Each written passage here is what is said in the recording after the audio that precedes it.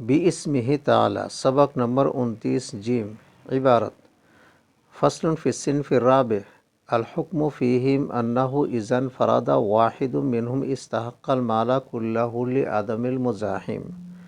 مطلب چوتھی قسم کے ذوی الارحام میں نمبر 1 پھوپھی، خالہ، ماموں اور ان کی اولاد نیز اخیافی چچا۔ نمبر 2 حقیقی و لاتی چچاؤں کی بیٹیاں اور ان بیٹیوں کی اولاد نیز چچاؤں کے لڑکوں کی مؤنث اولاد۔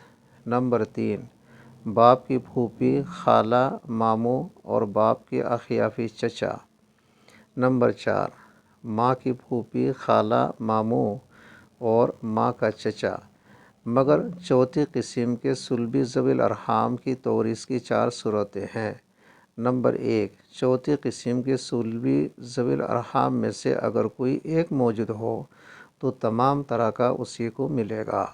مثلاً صرف پھوپھی یا صرف خالہ ہیں تو تمام ترکہ صرف پھوپھی یا خالہ کو ملے گا۔ اجازت دیجیے، شکریہ، خدا حافظ۔